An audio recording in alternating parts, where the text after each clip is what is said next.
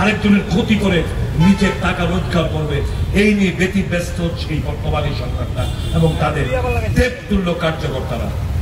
কাজে বন্ধুরা, যথেষ্ট হয়েছে। এই রাজ্যের মানুষকে একমাত্র শান্তি মানুষকে দিতে পারে কংগ্রেস। এই রাজ্যের উন্নয়নকে ত্বরান্বিত করে এগিয়ে নিয়ে যেতে পারে কংগ্রেস।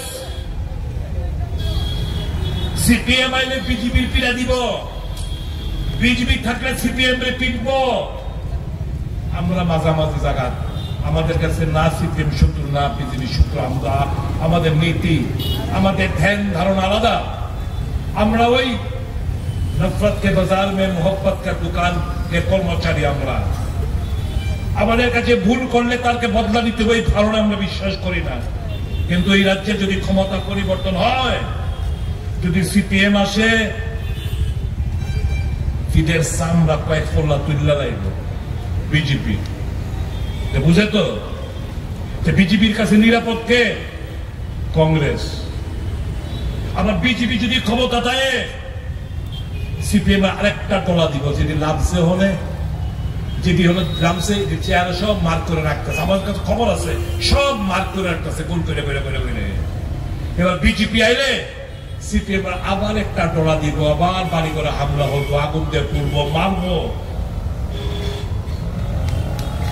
তাহলে সিপিএম এর কাছে নিরাপদ কে? কংগ্রেস। কংগ্রেস এই বদলা, খুন, খারাপি, টর্চার, সম্পত্তি নষ্ট এই তত্ত্ব বিশ্বাস করে না। তাই আমাদের নেতা পরিষ্কার জানাতে বদলার ভাবনা নিয়ে গোবেন রাজনীতি করবে না।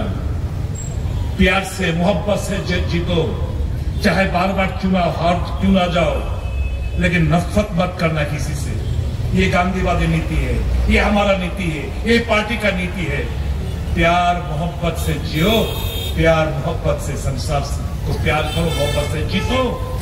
इससे तुमको जो शांति और मन में जो प्राप्ति मिलेगा वो किसी जगह पे नहीं मिलेगा। है सत्य देखी बोलो लेके दादा আপনি তো ক্ষমতা চাইলে আপনি তো মাফ করে দেন, মাফ করে বুঝে, হ্যাঁ মাফ করবে, এখন মাফ করবে।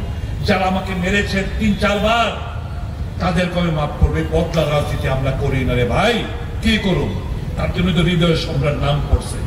আমরা প্রত্যেকটি কংগ্রেস করে হৃদয় সম্রাট, আমরা প্রত্যেকটি কংগ্রেস করে রিতিল দাঁড়িয়া। আমাদের প্রত্যেকটি কংগ্রেস কর্মীর আত্মা এত বড়, ওই ছোট ছোট ঘৃণা, ওই টুটি ধরন, ওই হের পিছে লাগন, এটা আমরা দেখি না। কাজে বিজেপি বন্ধুরা, দরवाजा खुला है, आ जाओ, घर वापसी करो। ज्यादातर तो এখান থেকে গেছো তোমরা, আয়ো। সিপিএম বন্ধুরা খারাপ পাইও না, সিপিএম দিয়ে পারতো না, তার ডরাইল্লা।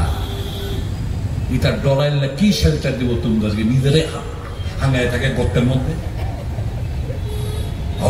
করলে তো ধুক দৌড় মেরে গর্তের পরীক্ষা দেয়। পারতো না, এটা হইতো না। যুবকদের প্রাধান্য কংগ্রেস দেবে, আগামী দিনে তার প্রমাণ রাখবে। आओ सीपीएम से आओ, बीजेपी से आओ, नेतृत्व संभालो, आने वाले दिन में युवा रास्ता दिखाएंगे।